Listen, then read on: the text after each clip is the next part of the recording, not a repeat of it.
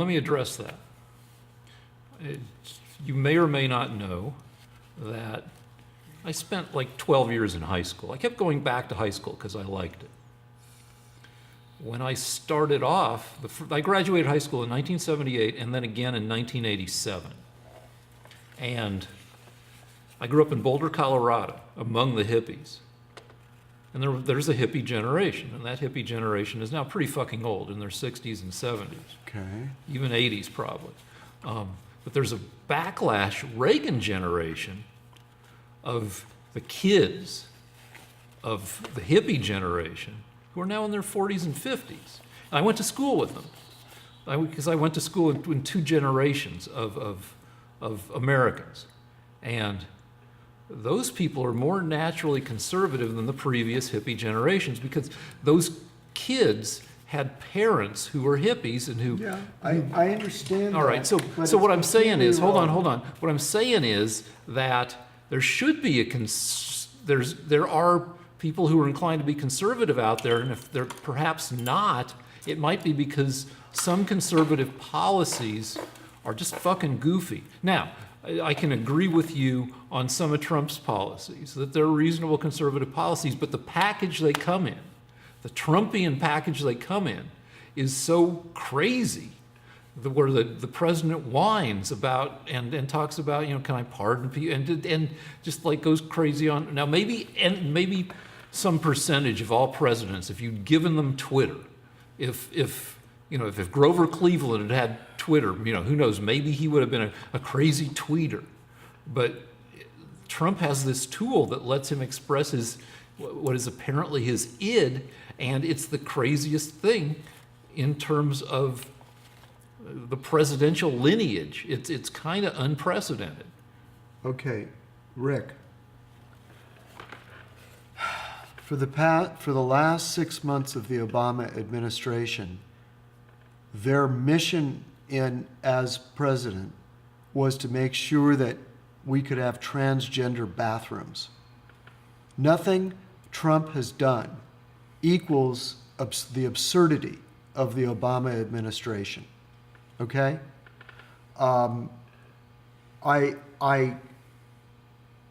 Your President Obama gave Iran access to a nuclear bomb.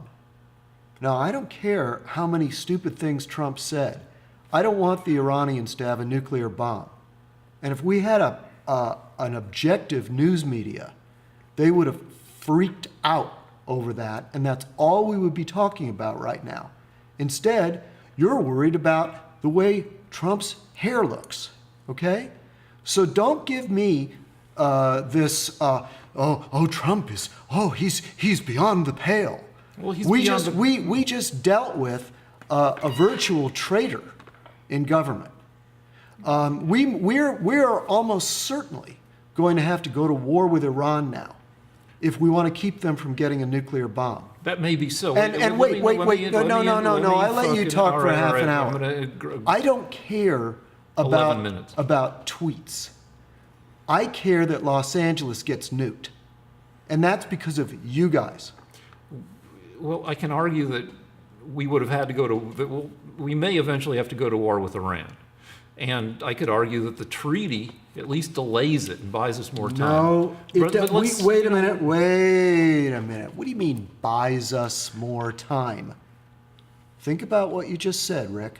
Before we have to bomb the fuck out of them. Why do we need to buy ourselves time?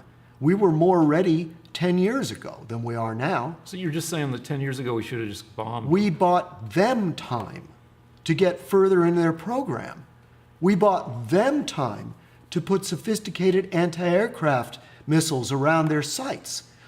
Obama bought them time to build deeper and deeper bunkers to put their stuff in, to develop all of the facilities they need to build intercontinental ballistic missiles.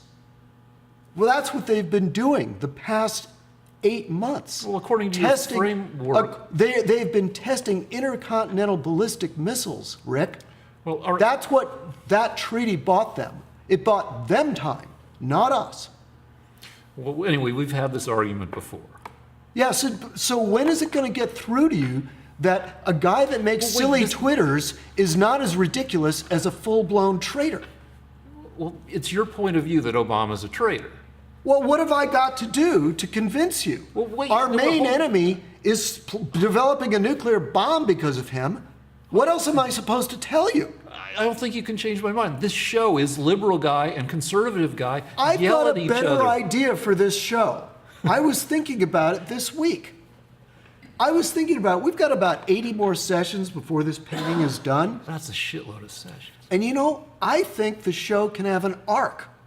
What, By the end of the converted? show, you become a Republican because you realize how crazy these things are that you're telling me.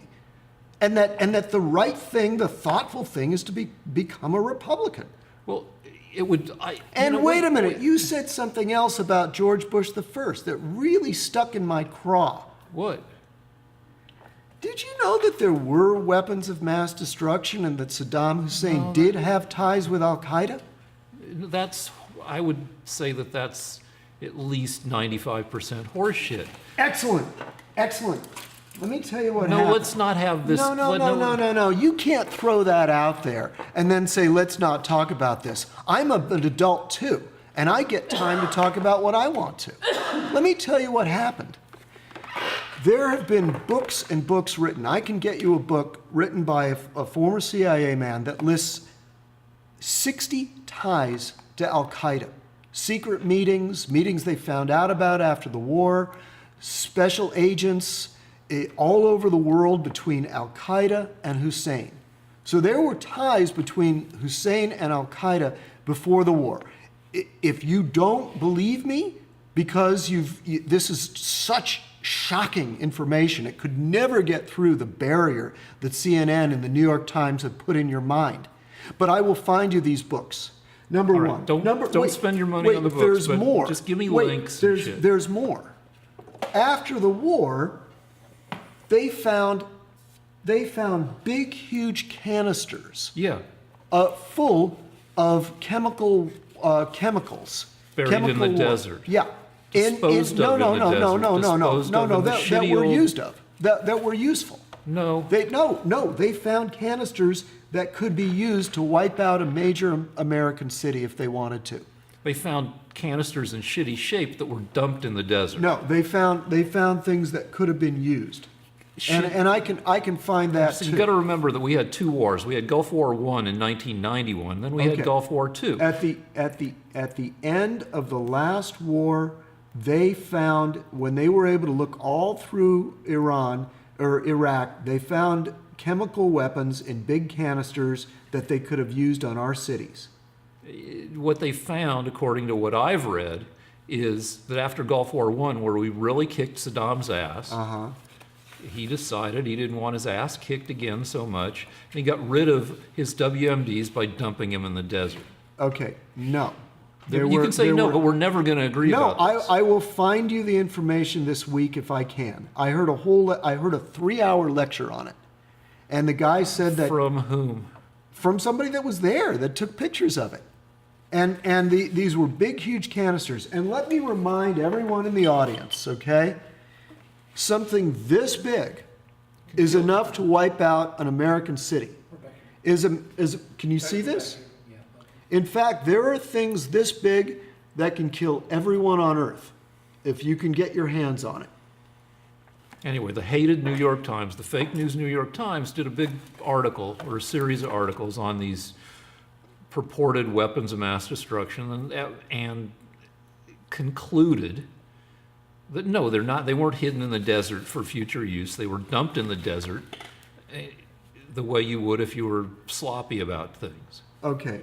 But we're these never going to were- make each other, at this point, unless we go internet the whole fucking thing, we're not going to agree, so we should move on. Because I want to move on to Jeb Bush, who, in my mind, is not Hitler. Now, you mentioned 3 other political candidates, all of whom liberals would have called Hitler. And I want to disagree. I think Ted Cruz is a smart guy, but super creepy. Though, Super creepy. No, wait, You hold have any on, hold logic, on. or is it just he's creepy? No, hold on. Like Nixon, one of my favorite presidents, was pretty creepy himself and smart. And I kind of love Nixon because his desire to be liked, his whole thing, that he had a whole, Nixon had a very complicated psychology where he resented people and had an enemies list. And I don't think those things were necessarily healthy for a president, but I can relate to him because I wasn't popular in high school, and it made me cranky. And it seems like Nixon had certain aspects of that. Now, maybe that's a glib characterization, but so Cruz has a certain, some people call it different things. They call it a bunch of unflattering things. But that doesn't mean that, I don't personally like him, but a lot of people who like good conservative policies like a lot of his policies without liking the way he goes about doing things. But hold on. Who are you talking about now? What, Cruz? You like Cruz, right? Cruz was my first choice. All right. So is Cruz Hitler? Nah. Is Cruz, would I prefer President Cruz to President Trump? Yeah, probably. But among the three you mentioned, including Rubio, Rubio's just kind of, you can be a substanceless president, and as long as you have good advisors, but he's a guy who kind of lied about his height, and that doesn't matter, and he's just, I don't know. Now I'm being Trump and calling him in a way little Marco, which is not fair, but anyway, I like Jeb Bush. I don't like a Republican as president, but of all the potential Republican presidents, I like him.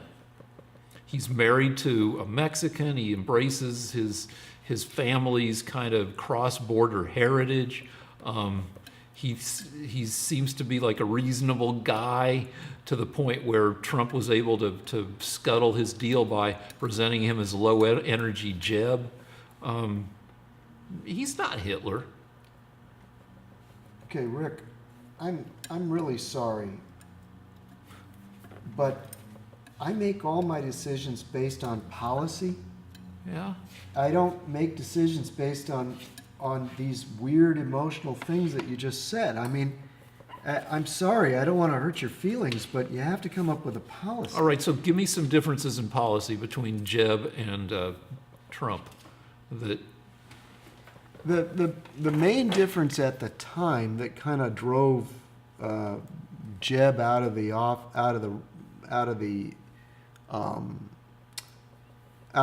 running was immigration. Trump was going to be harder on illegal immigration. That's true. I agree. That's all I can remember. No, that seems to be the crux of it. Okay, so you are telling me you want more illegal immigration, and Trump. Well, we've Trump had this discussion I know, 400 times. I so realize that. So what is the advantage of Bush other than he gets you more illegal immigrants? Well, he seems less like a frickin' lunatic. Exactly. That's my point. You don't have policies, man. Well, You're making no, a decision based on how your balls feel about someone. We shouldn't. No, I just think he's I like a guy who's not a fucking lunatic in office. Except But do you maybe have not. Policies. Do you have any policies? Well, for one thing, yeah, I like the immigration deal where... You wanted more illegal immigration. No, I want a reasonable immigration policy that addresses our current situation,